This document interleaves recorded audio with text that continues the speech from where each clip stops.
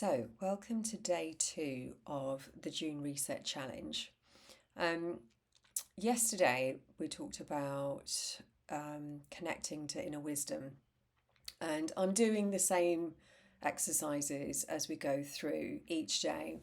And I know this already because it's part of my practice, but it's really helpful to do that connect to inner wisdom meditation, especially when you're feeling a bit overwhelmed, because it really helps to just cut out all the background noise and get into what is important and how you want to show up.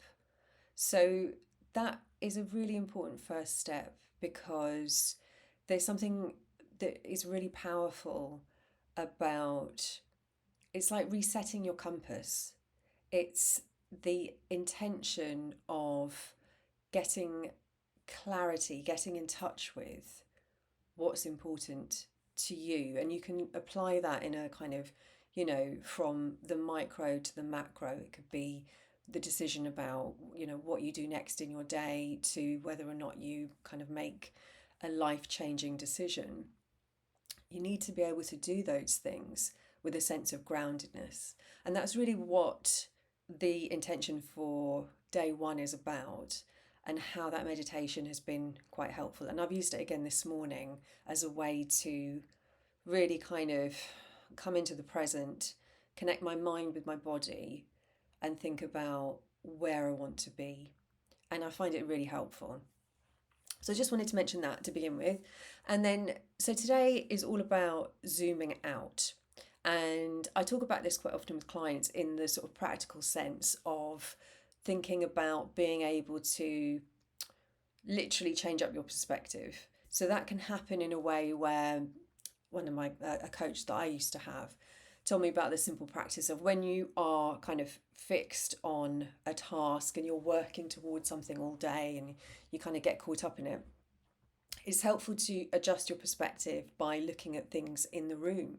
So look at something which is nearby, and then look at something further away, and then look at something outside.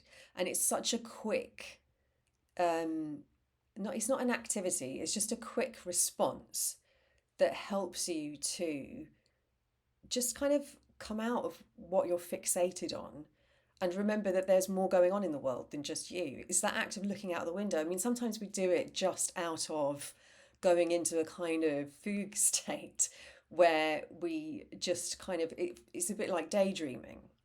But really, sometimes it's about looking for meaning or answers. And so if you can bring that intentionally into your daily practice, like you would if you know you've got to get up every hour to stretch your legs, that helps you to change your perspective, but literally changing your perspective by doing that exercise. And also other things that are really helpful, like going outside for a walk. And everybody always says it, if you're working from home, it's such an important thing to do. But what I found is that it's a really helpful tool to be able to get outside your own head, get away from ego. Remember, there's other things going on in the world. It's like when you go on holiday and you're like, oh, all these people living their lives doing something totally different in a different culture, in a different language. It broadens your mind. It literally does. So it's the kind of physical aspect of it, but also it's looking at zooming out around where we have control. And I think that is kind of the game changer with this activity today. So the intention for today is to, coming on from that, is to identify what is really ours to manage, influence, or to accept. So it's about being able to reduce mental overwhelm, to really find a way to make sense of what you can invest your time in, which, if we're able to really harness that skill, it's going to save us a lot of time, because I think so much of our time is spent in a sense of what do I do next? What's the best thing to do? How do I approach this? All those questions. Whereas if you can zoom out and look at things more objectively, it gives you a much clearer picture. And I've done this exercise myself this morning and found it incredibly helpful. And what it also comes on to is how we're just so often carrying the weight of the responsibilities and worries of other people, like children, colleagues, family, friends. And so it's identifying what is actually ours to control and what is our responsibility, because so often we're worrying about other adults. And people have said that to me before. Look, they're adults. They really can take care of themselves, and it's true. And sometimes it's actually it's an act of enabling people to carry on being dependent on us if we continue that sort of transaction. So really reassessing that and looking at that for ourselves isn't necessarily just helpful for us, it could be helpful for the other person as well. This is the kind of foundation of getting in touch with authenticity as well, and being really clear on what's important to you and how you want to show up. Because so often we're just on autopilot, and we really do need to take the time to stop and review. This is the kind of thing that we would say if we're managers. A good manager anyway doesn't expect someone to just be on the go all the time, just be productive, just churn stuff out. We're not machines. That's not how we're built. So if we're going to make progress, we need to be able to make sense of how we spend our time and where we invest our energy. And I know, in the work that I've done and continue to do, very often, where it is something to do with a cause, something that feels bigger than us, we can get so wrapped up in it. We feel that we have so much responsibility, and we feel that if we don't do this action, if we don't do this, then nobody else will do it. And we also feel like it's difficult to work out whose responsibility is whose, because quite often the people who are the most capable and competent will come forward and be proactive and get on with things, and then other people sort of stand back and say, oh, well, they're getting on with it. So the exercise of actually working out what's within your control and what's outside of your control, and what are the things that you can influence, is really important. So I'm going to talk you through that exercise now. And like I said, I did it earlier and it was just exactly what I needed today. And I think you'll feel the same when you do it. So the first part is a 10-minute brain dump. So I'll talk you through it. You can pause the video and then come back bit by bit, because there's 3 sections to this exercise. So on a fresh page of your paper in your book, I just want you to write down, and you can just you can set a timer for it. Just do 10 minutes and just release all of the things that are causing you stress, all the things that are on your mind right now, which you feel like are your responsibility. And it can be anything. It can be going big, it can be kind of global issues, but it can also be internal issues, things that we're holding, relationships, all of those things. It doesn't matter what it is. If it's causing you stress or worry, or it feels like a burden, I want you to put it down on paper. So why don't you go ahead and do that now, and pause the video and then come back. So part 2, now that you've done the brain dump, is that you can do this how you want. You could just write it out in different sections, or you can create a visual diagram. Just think about what works best for you. But what I want you to do is to create 3 categories. So they can be 3 circles, or they can be 3 blocks, but I just want them to be visually separate. So for the first category or circle, I would like you to create the circle of control. So this is where you can list all of the things that you have direct power over. So your actions, your words, your boundaries, your attitude, your choices. So things that you have direct power over. Then I want you to create a category which is the circle of influence. So this is the sorts of things that you can impact or affect through your actions, but you can't control the final outcome. So you could maybe encourage or support, but it's really up to the universe, the other person. Um, what will happen next? It's up to the future in terms of how much impact you can have on it. So just consider it in those terms as well. And then the third circle is the circle of acceptance. Now, this category are the things that you have no control over and no significant influence over. So these are the external realities that are going on that you must accept. So why don't you take a moment and pause the video and consider from that list how you would categorize each of those things. And if you can go back to the workbook, it has it all planned out for you. But essentially, it's looking at the circle of control, the circle of influence, and the circle of acceptance. So if you want to go ahead and do that.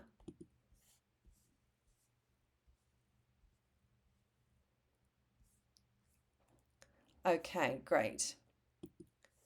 So now that you've got your different categories, I think before I get into the next part of the exercise, I just want you to reflect on how that was for you and what kind of struck you about it. Because I tell you what happened when I did it was that I ended up with quite a lot of things in the circle of influence where it was stuff like, worrying about my kids, for example, and trying to encourage and support them. But that's as far as I can go with it and being able to accept that. And that's something about as they get older, they have more independence and more responsibilities. And that's a learning process for me going, when you're a mum, you have to be, you're responsible for everything. But then as they get older, it becomes more of a relationship of support and guidance and encouragement rather than having to take responsibility for all of the things that they do. And so I found that the circle of influence was the kind of largest category. But then I realised that actually there were certain things that I could control. And so I was moving things around. And I found that the stress is about, will I be able to do this or that? Or, it was around making a plan. And that's what came out for me. What I had control over was being able to make a plan around things like, one of the stresses, what we're going to do over the summer holidays, what am I going to do with the children? Well, that is within my control, so I can make a plan. Whereas, lots of other things like worries about what's going on in the world, I mean, especially at the moment, there's just so much on the news every day that one of the areas for us as activists is that it's very blurry between where we can influence and where we have no control, because we always feel like we're kind of fighting the good fight, that we've got to speak up and we've got to talk about these issues. And we can do that, but we have to bear in mind that that is just a level of influence. And that is quite often where that sort of overlap is, where burnout lies, because we haven't got clarity on what we can influence and what we can control. So for me, categorizing those areas and actually really thinking about them helped to sort of distill that in my mind around being able to zoom out and think about, well, how am I spending my time? I'm spending quite a lot of time on this area, which actually, if I think about it, I haven't got that much control over. So maybe I need to just kind of reassess that and think about what's a reasonable amount of time to spend on something which, for example, like social media, you spend a certain amount of time on it, you kind of let it go through to the wind, you have to release it. So bearing in mind that's the context, and that's as much investment of our time and energy as we can give, it really creates much more clarity around how we're behaving and our beliefs about what we can control. So the next few questions are just for you to consider. So I want you to have a look at those categories, and on your circle of control items, just think about what's one immediate small action that you can take on one day, today, this week, just so that you have some kind of small it's a small action that you can take forward. So for me, within my circle of control, it was this kind of, oh, what am I going to do with the kids in the summer holidays? Well, I just need to make a plan. That's quite a simple thing to do. I can just sort of list down the sorts of things that we can do, and then I can talk to them. And that's not a huge task, but it is a helpful way to make a start. And that's bound to change, but it was something in my control that I was putting to the back of my mind, and now I've got clarity on it, and it's not such a big deal. I can just go ahead and make a plan. On your circle of acceptance items, how does it feel to acknowledge that these are not yours to carry anymore? I found that really powerful actually when I did that earlier, because it was the act of bringing awareness to it.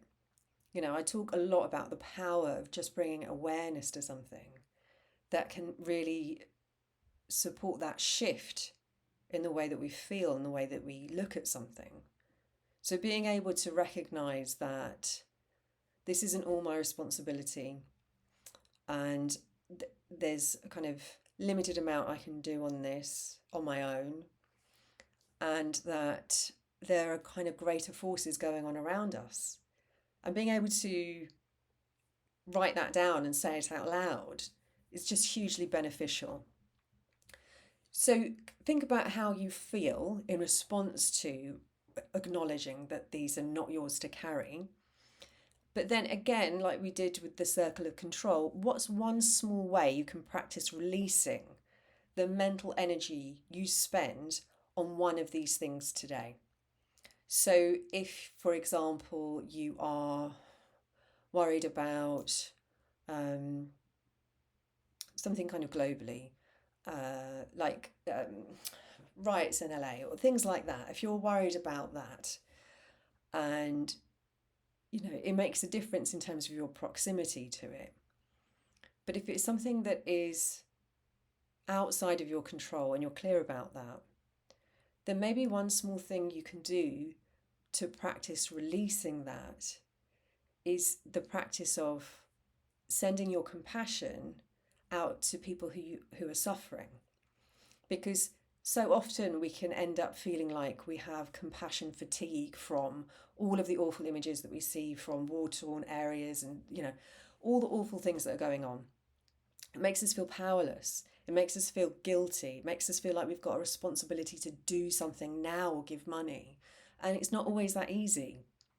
But what we can do is to really kind of manifest our compassion for those people and for ourselves, and accept all of that, because that's a powerful thing to do in itself. And it's more powerful than just sort of really getting caught up in these feelings of guilt that you're not in that position. That doesn't do anything for anyone. And that's quite a common feeling, where we are bombarded with all of these images all the time and we feel guilty because we feel that we are in a better position than somebody else. But it's never that straightforward. And to do that is denying the other person's level of control and power for themselves. What's much more helpful is to recognize your compassion towards yourself for caring and your compassion towards others. And again, that's just shifting your attention and recognizing it. It's about your awareness. So have a think about those two questions. If you want to pause and do that now, go ahead. And then to finish off, the last two kind of takeaways from day 2, I'd just like you to consider what's one thing that you're going to consciously release today. So it can be about what we were just talking about, but it can also be kind of recognizing some of the areas where they were in the control area, and then you realize actually they were more in the influence area, and some kind of review of that to really think about, what does that mean for you? How does that feel? How is that showing up? And what would releasing that mean? And then what's one small action that you will take on something that you can control? So it's really following on from what we said just now, but it's kind of looking at it more broadly, and it's bringing that into your day as an approach, as a practice. But I would say that also coming back to the exercise on the circles of control is one that you can come back to again and again. And you can come back to it in terms of looking at, this is the list that you did maybe this time last week, and then create a new list and think about what is it that you want to get next. So have a think. Make sure you download day 2 of the workshop, the workbook from the website.